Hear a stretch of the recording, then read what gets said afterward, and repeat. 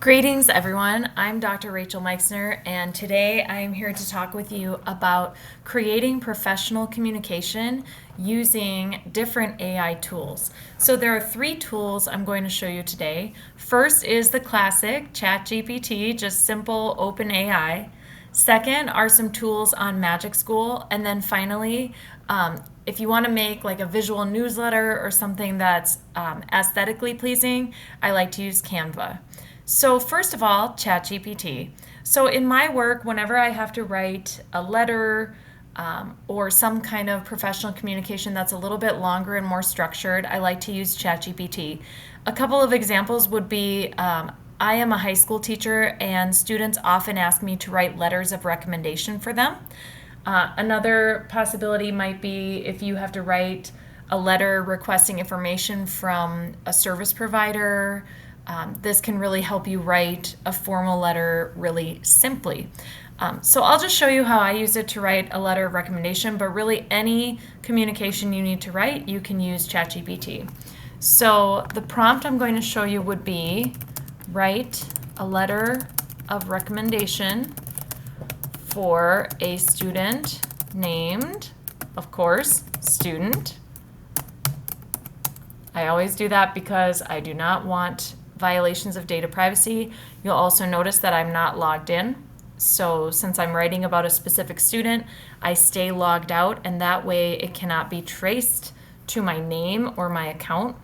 The student is named student, and then I like to list what the student is involved in. So I could say who is a member of, let's say, student council, the track team, and has volunteered at a food shelf. Also, I like to say what kind of person the student is. Student is kind, caring, and responsible. And with that, when I hit enter, it will set up the form of the letter. It will write a nice thorough letter for me. And now all I need to do is copy and paste it onto a Word document, add my signature, complete my contact information, and then the most important step, of course, read the letter over and make sure all of the information aligns to that student and to the information I want to say, right? That's our responsibility when it comes to using AI. But I love it because it gives me a structure to start from when I need to write a letter of any kind. All right, next I'm going to show you some tools on Magic School. So Magic School has some really nice tools for email generation and response. So if you go to the search bar and just type in email, you're going to see them pop right up. There's one called Email Family, and there's one called Email Responder. So first I'll show you Email Family. This would be when you're crafting an email and you want to share with many people. You can enter your author name because that is you. And Magic School does know who you are because you are logged in. So you are safe.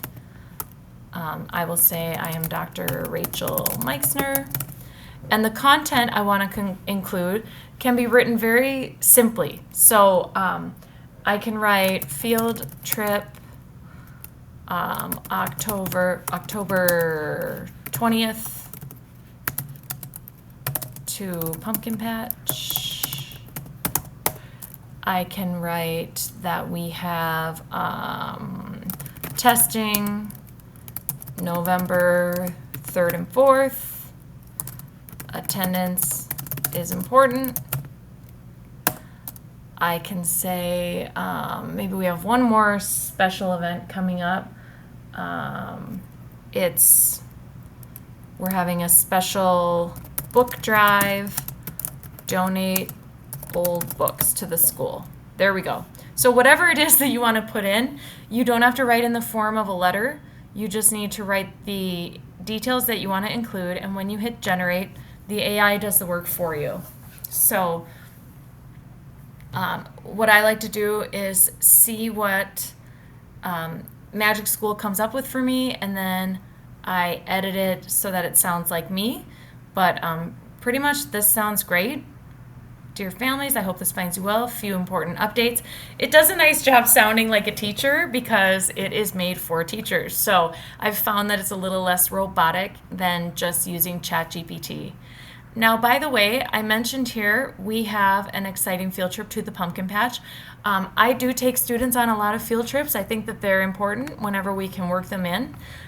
So when taking students on a field trip, sometimes I will use ChatGPT to compose the permission slip. So write a field trip permission slip for a visit to a pumpkin patch on October 20th.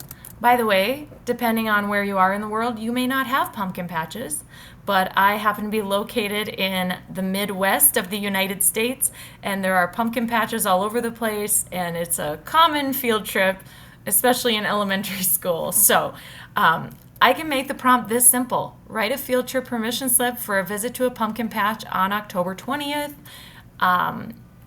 You can indicate whether you will bring a lunch or eat a school bag lunch, and it needs a parent signature line, the most important thing about a permission slip.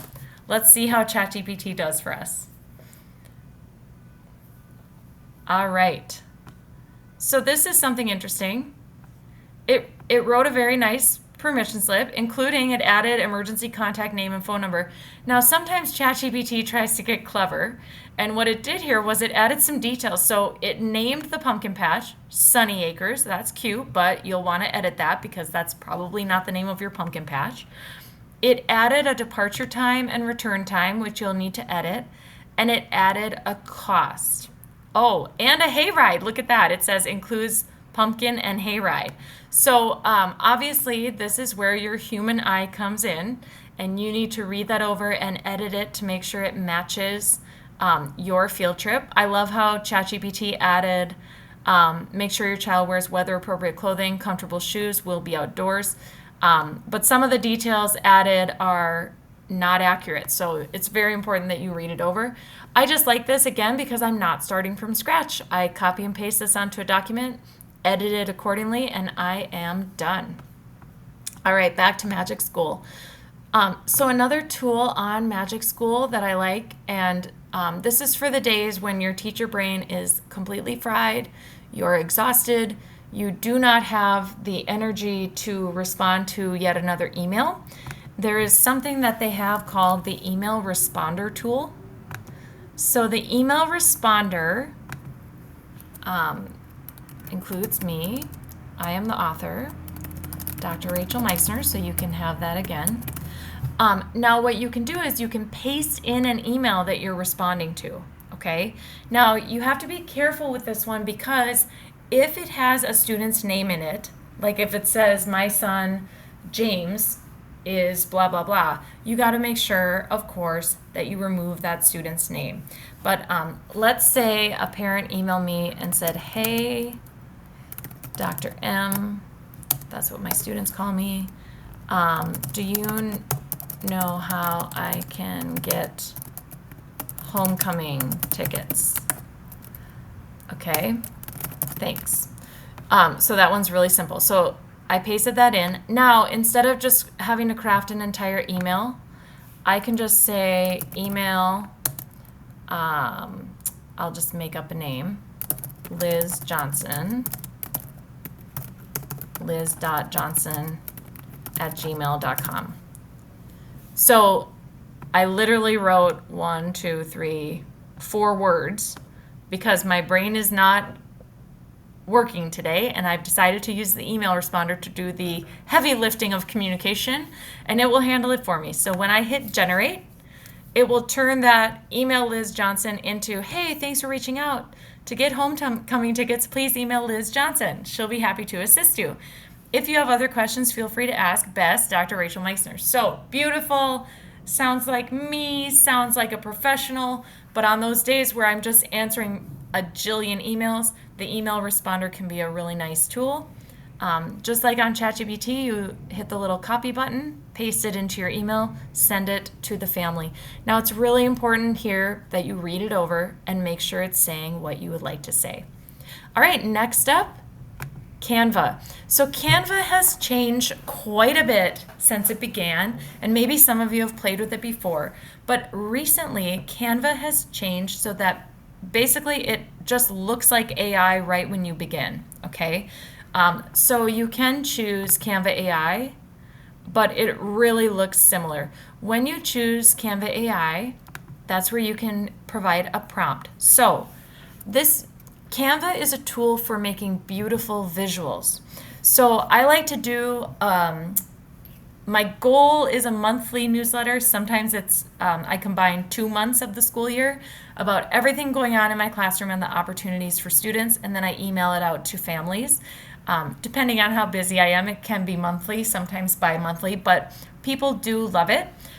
So just like the email I crafted, I can say, create a class newsletter, pumpkin patch field trip is October 20th, testing November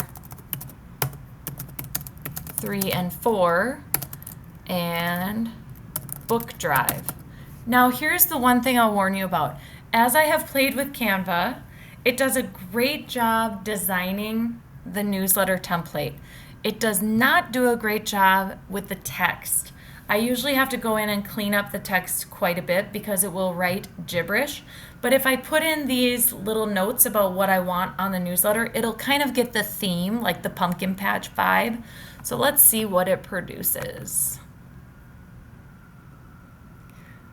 So now, as you can see, it looks just like an AI chatbot.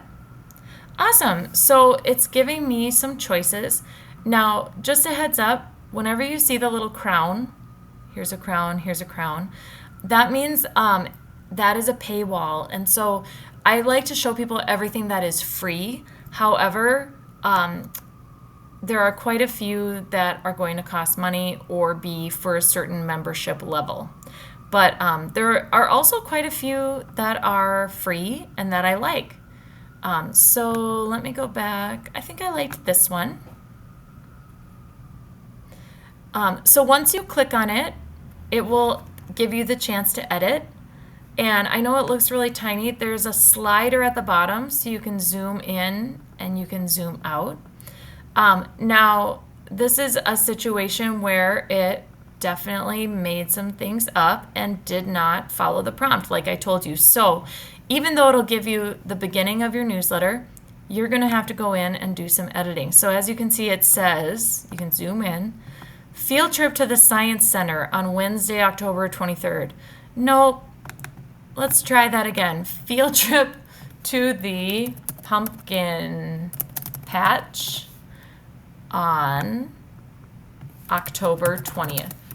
So as you can see, it's close. It got the idea, but it did not get all the way. Okay. So what I really like to use Canva for when it comes to communication, testing on November 3 and 4. Please make sure your child is in attendance and rested, right?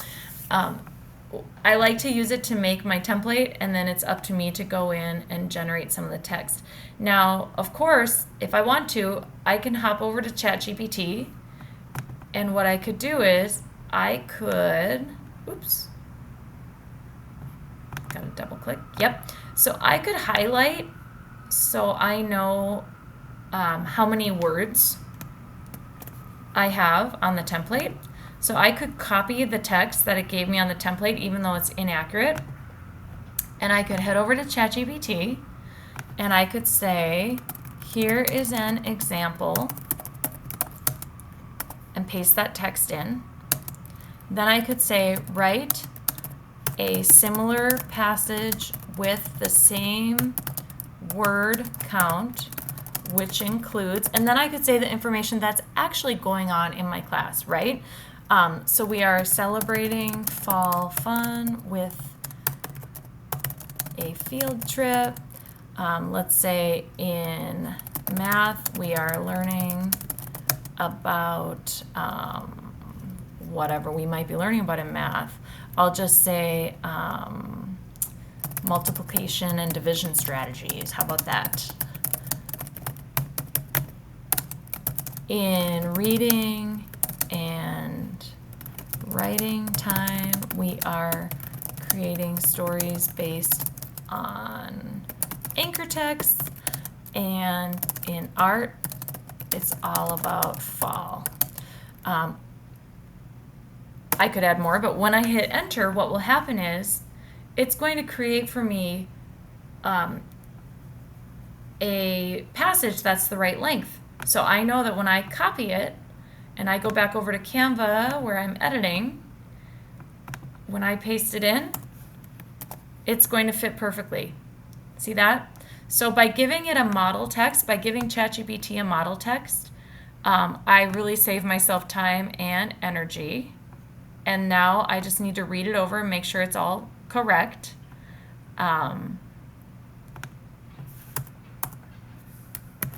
And I have my newsletter to send to families. So just to summarize, those are some of the ways I like to use ChatGPT and the email tools in Magic School and Canva to create communication for families. And it makes me a better teacher, saves me time, so I can love and empower my students. Thanks for watching.